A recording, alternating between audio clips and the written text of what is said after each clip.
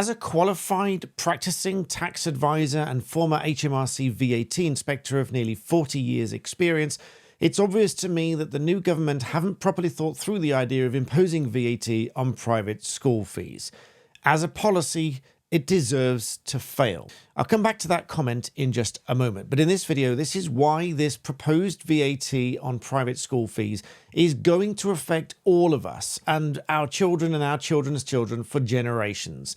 There are lots of different aspects of this that people haven't considered.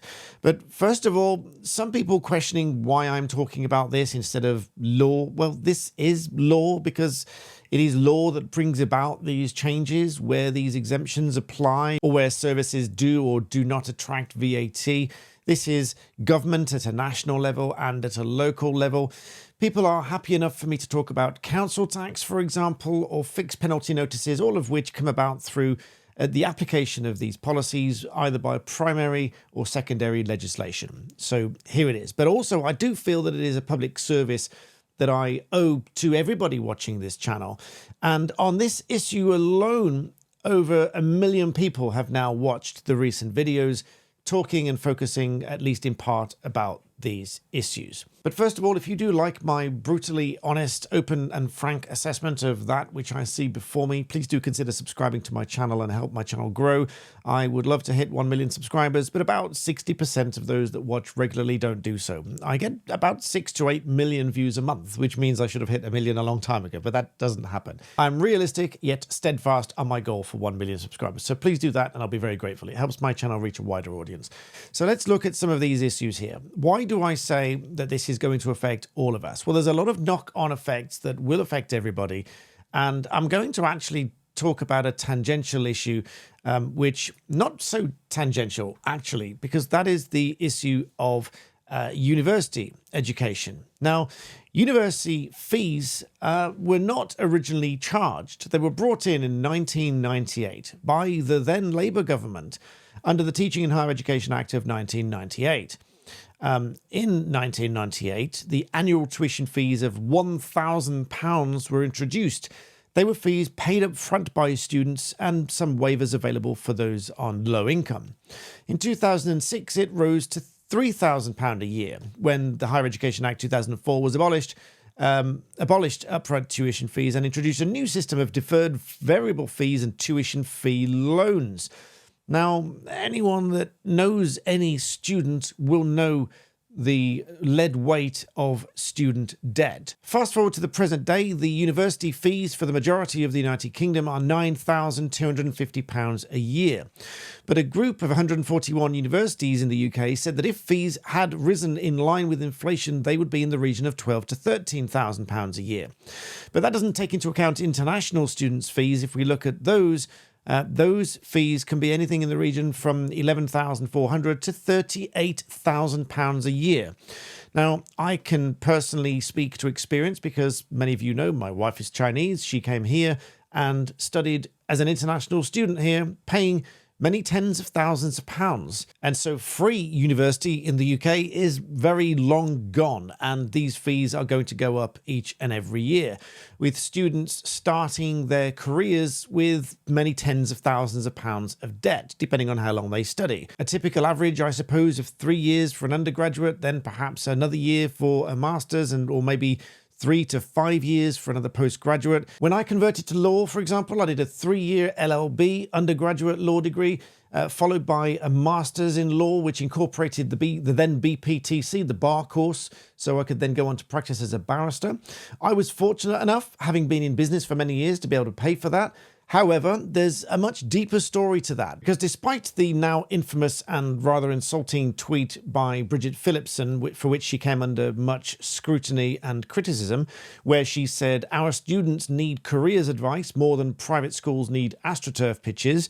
Now, comparing and conflating AstroTurf pitches with careers advice is not only nonsensical, but sort of misses the point, in that if we do talk about AstroTurf pitches, then we should be encouraging all children, regardless of which school they go to get out and do sports and PE and so on.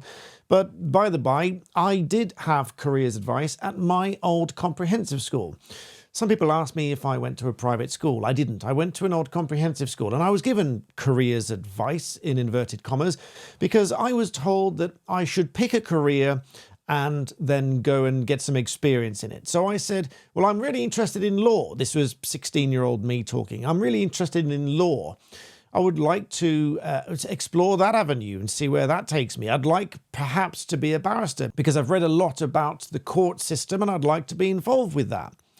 My careers advisor, in inverted commas, told me that it was too competitive, too expensive, too difficult, and I would never make it because of my track record at school.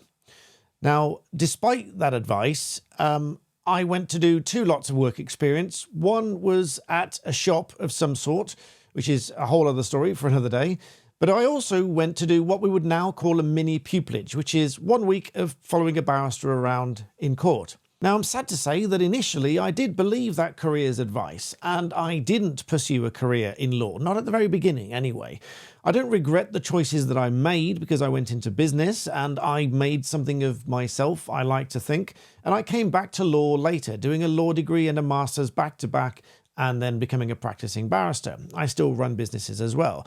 But the point here is that school did have a team of careers advisors, but they were still not equipped to really give me proper careers advice. They dismissed me as being capable of following this career in law.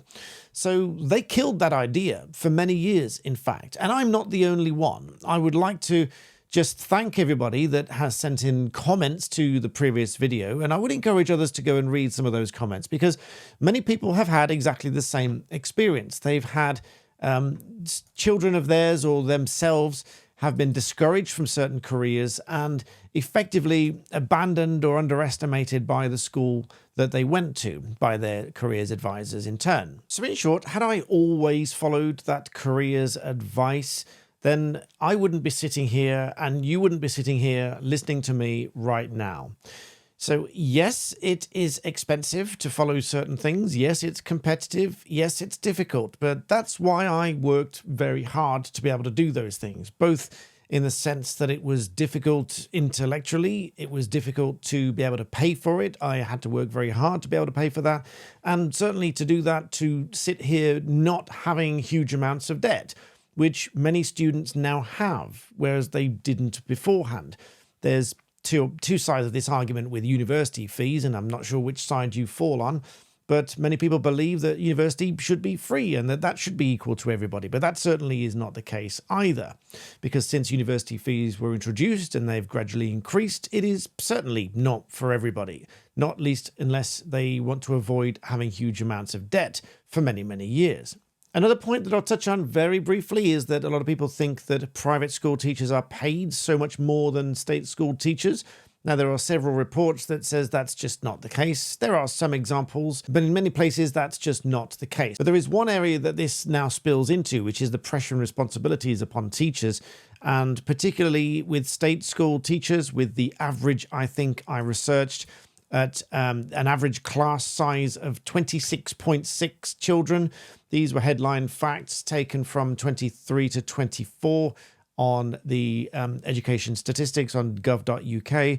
So with an average class size of 26.6, so either 26 or 27 children, the very stark reality here is that if many students in a particular area need and must move to a state school, then those numbers are going to creep up. Now, we can't be having class sizes really any more than that, because I already think that 26 or 27 children is too many to be able to give enough attention to any one child. And having been to a comprehensive school myself, I think they were in the region of 25 to 30 students then as well.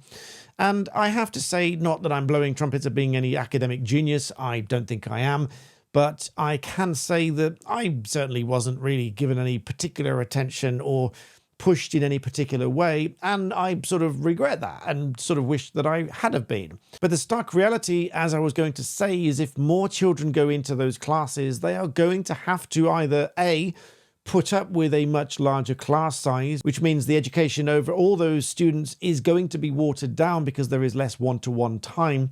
I have a story about that in a moment, but The alternative is that they split the class. And so you get then a class of 15 and 15, which is much more manageable, much more individual, and much more easily catered to each individual child.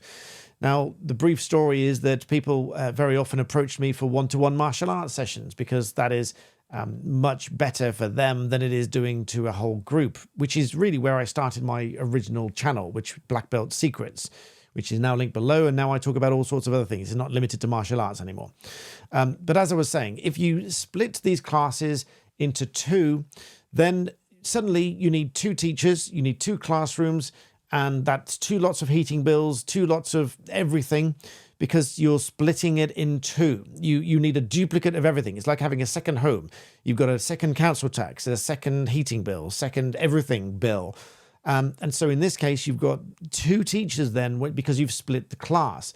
Now, where does that funding come from? Well, it's given to the local school by the local authority, which is derived from main government in their budgets.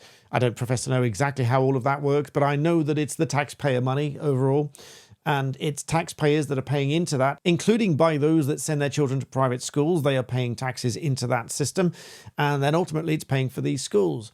But what then do you think is going to happen if that school suddenly needs another classroom, another teacher? Well, those fees, those costs are going up. So they'll go into the next budget. Where do you think that's going to come from? That's going to come from council tax. And that's going to be paid by everybody, including, again, those that are sending their children to private school. But not just those that are sending their children to private school. It will be everybody's council tax that goes up, because we know just how well these local authorities manage their money in recent years, with many of them not strictly on a legal level declaring bankruptcy, because they can't technically legally declare bankruptcy. All they can say is, this is all a mess, we need to have an emergency meeting about it and start cutting spending. And so then if that happens, then they'll have to get together and say, well, what can we do? And they're going to have to cut some costs and resources or whatever, wherever they can. And my guess is the local authority will tell the school, well, you just have to make some sacrifices and cut some losses and cut some costs somewhere. What does that mean? Well, that means a couple of things, really. It either means they don't get the additional teacher in the additional classroom, or that they cut resources down to save the costs so that they can pay for the additional teacher in classroom, which they probably don't have, so that either have to rent some space or make some space, build some space or whatever. Or, you guessed it, the salaries of those teachers come down and salaries overall come down. And so that then feeds into the whole ecosystem of the profession, because who wants to enter a profession where it's going to be more difficult with larger class sizes on a lower salary? All these things are just fraught with knock-on effects. It's a little bit like you think that driving and getting points on your license or something is just 3 points on your license or just a fine. But then when you inform the insurance company and then they increase your insurance premium the following year, or even when you've had a road traffic collision that was not your fault, but statistically, because you were involved in a collision, you are more of a risk than someone that was not involved in a collision. So a lot of people write into me and say that it's unfair that their insurance premium has gone up because someone else crashed into them and that they're responsible. And the insurance company raises those fees because they are now statistically more of a risk. These are the very real knock-on effects.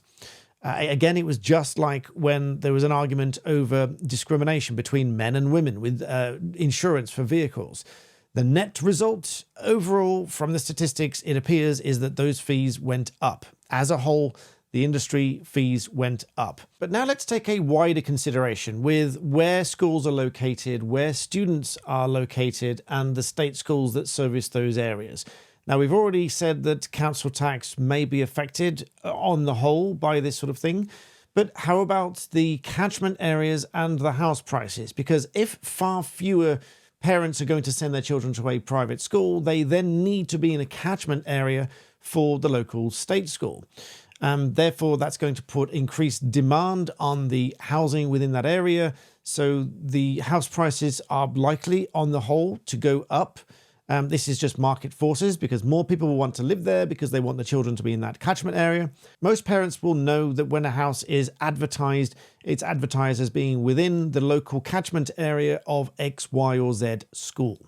And so that makes it more valuable. And so if the demand for those state school places goes up because fewer are going to private schools, that's going to drive house prices up as well. So whether you are buying a house, renting a house, and paying your council tax, and regardless of whether you have children, all of these things are likely to affect you, on the whole, in the long term. And now in some areas, there might only be a handful of children that need to move into these state schools, but how about the areas that have got a private school that will need to close completely? One of those was already struggling, and it's been suggested that the proposed levy of VAT on that school has pushed it over the edge and it's gone to close. Now, in that scenario, or scenarios like that, there are going to be thousands of children that are then dispersed into the local state schools. And you can imagine with just 1 or 2 children pushing these class sizes over the edge to requiring a split into 2 classes, therefore 2 teachers, 2 rooms, 2 heating bills, and so on.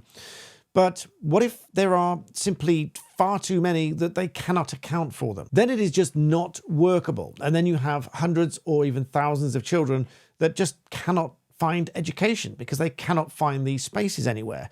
These are very real scenarios, and I am not even an economist or local government strategist or anything like that. These are just common sense things because I can see them play out because I see cause and effect every day of my business career for over 25 years now. But now there are a few messages that I'd like to share with you that people have left on my previous video because many of these do touch on all of the issues in the round that I've talked about in this video. And I know it's not a solely law-focused video, but these are very real issues that a lot of people have wanted to talk about. And so Eve Apple says here, I went to a private school. My parents were nothing special in terms of earning power. They did okay, but they made it happen for me. I was bright, and they didn't want me going to a comprehensive as I was a rebel and needed closer supervision. It was the best thing they ever did for me and set the tone for my successful life, not just because of the academic education, but mainly because of the small class size and parenting role of the teachers, which is what I personally needed to become a well-rounded young adult. It was also single sex, which I also think is a big advantage. And now, again, many people have different views on single sex schools, but by the by, for many people, it certainly works. Cool CMSC, if that is your real name, says, great video, thanks. Thank you. P.S. My son's wife was from a poor council estate, fractured family, who did the same for her. Worked loads of jobs, sacrificed everything so she could go to private sixth form as she had been abandoned by her state school. That's the story I was going to come back to. I'll tell you that in a minute. She's now, and it wasn't the bit about the careers advice, it was something separate. She is now the holder of a master's degree, a happy mum and working in the public sector in a responsible senior role. She's not even 30 years old yet. Giving back. There are lots of people in her situation. She wasn't the only person her year who had a similar situation. All credit where that's due. Lisa says, my dad went to Bristol Grammar, and when my sister died, he set up a bursary at the school in her name to help others. A young girl from a disadvantaged background was educated in my sister's name. So they don't just help the advantaged. That really is so fantastic. Setting up a bursary to help someone else, passing that on, paying it forward, all of which is at risk now if they add 20% to these private fees.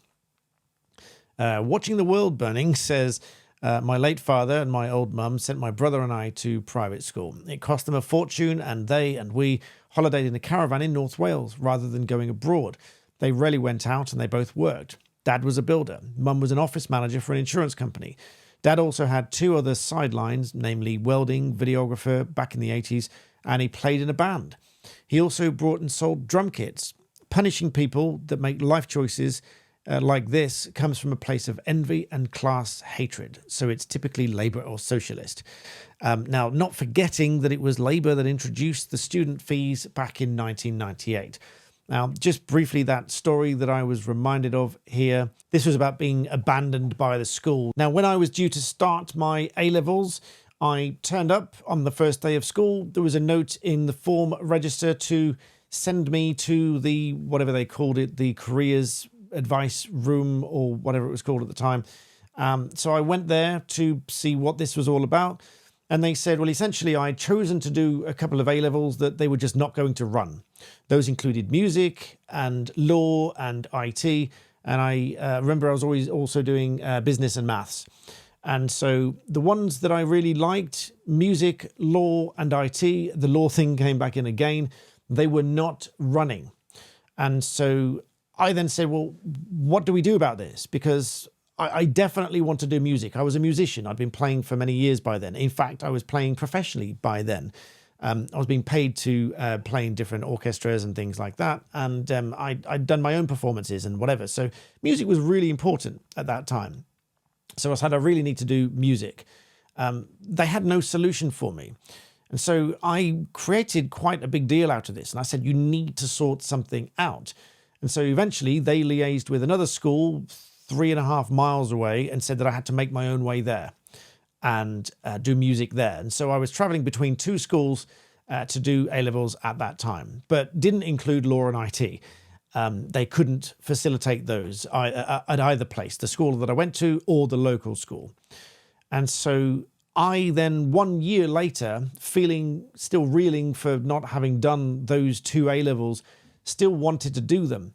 So I approached a college many miles away. I was driving by that point, and so I approached a college many miles away and said, well, I really want to do this, and I need really to synchronize the end time so that I can go to university and so on. And so for IT, they said, well, I can't start the second year unless I do the exams for the first year, having not done the first year. As for law, they said, well, you've got no choice but to just jump in the second year and hope for the best. Now, I did reasonably well in both, and I managed to do both, but not nearly as well as I probably would have done had my original school not messed it all up and left it to the last minute so that I just couldn't do that. So they really did mess me about.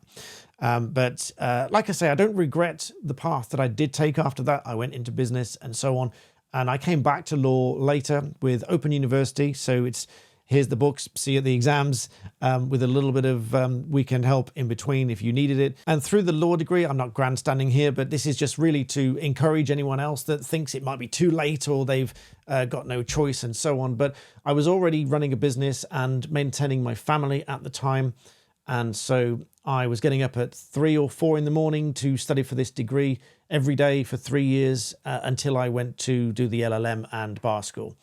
And so you really can make this happen. But just to see why education is so important, why I hold it as such an important issue, and that it will affect so many people. And as I've said, it will have a knock-on effect on everybody via the school class sizes in general, the teachers, the knock-on effect with council tax, house prices, and everything else.